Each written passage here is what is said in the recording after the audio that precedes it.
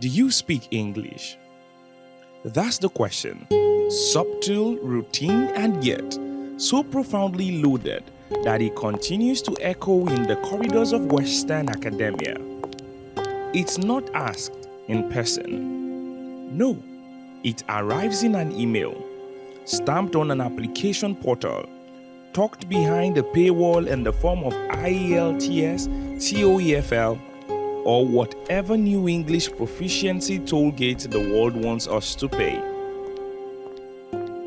But let me tell you a story, a true story, as the story of education in Africa, how we started, where we have been, and why this question is not just outdated, it's an insult wrapped in bureaucracy. Before the colonial incursion, education in Africa was community-based, oral, and experiential.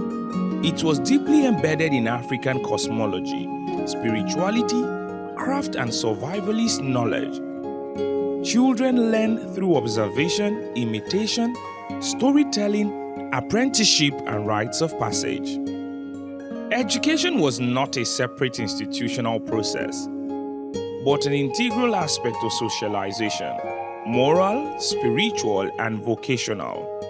Before colonizers arrived with their blackboards and chalk, Africa had already built its libraries. From the monasteries of Lalibela in Ethiopia to the intellectual sanctuaries of Timbuktu, education was thriving.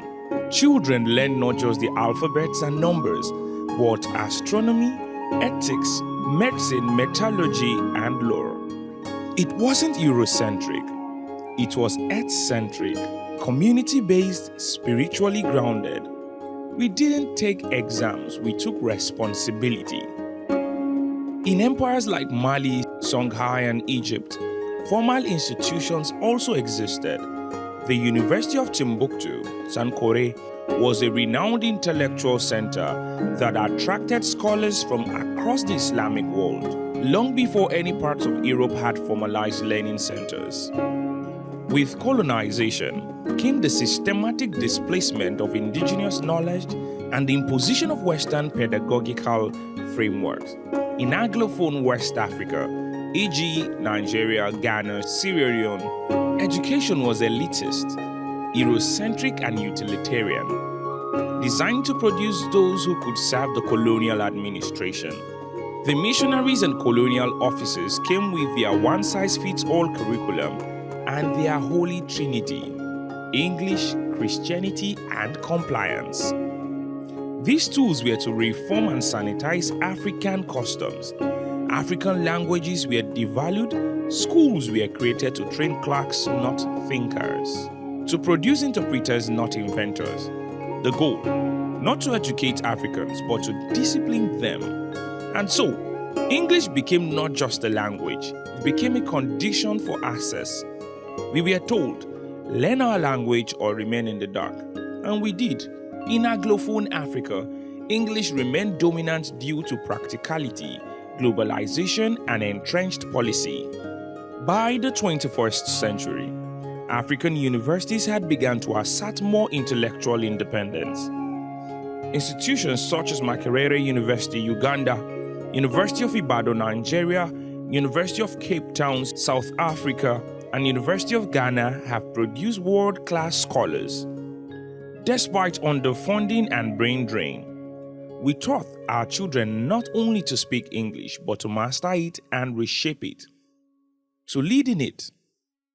African scholars are increasingly publishing in international journals, participating in global discourses, and contributing to STEM, humanities and social science knowledge at the frontier.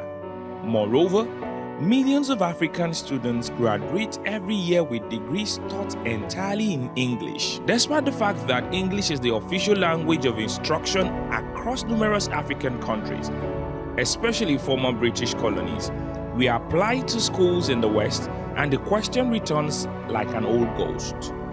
Can you provide proof of English proficiency? And we want to scream, the language you forced on us. We now have to pay to prove we can speak? Because these tests aren't free. They cost $200 or more. That's a month's salary for many, sometimes two. And the irony? That fee often goes to companies based in the very countries that colonized us in the first place. This isn't just a test, it's a statement.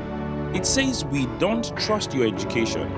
We don't trust your institutions. We don't trust you. It says you may speak English, but not the right kind, not the certified kind, not the kind we approve. This is epistemic injustice.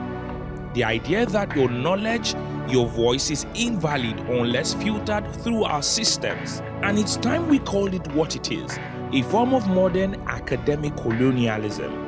This insistence is more than procedural. It is epistemic marginalization. It suggests that despite being educated in English, Africans cannot be trusted as proficient unless validated by Western tests. If African education systems are good enough to produce doctors, engineers, and academics who work successfully in the UK, US, and Canada, why is their language competence still questioned? When will the world stop asking Africans to prove they belong? When will the degrees from African universities be seen as enough? When will proof of thought weigh more than proof of tongue? When will we move from gatekeeping to bridge building? Because the question shouldn't be, do you speak English? The question should be, do you hear us now? I imagine a world where African knowledge isn't just consumed but respected. We are being taught in English, publishing in English, and graduating in English is proof enough. Where the West no longer imposes outdated hopes but begins to honor the global diversity of intelligence. It's time to stop asking Africa to audition for a stage it helped build. Because we are not just speaking English, we are shaping it. Voice of Africa by Africans.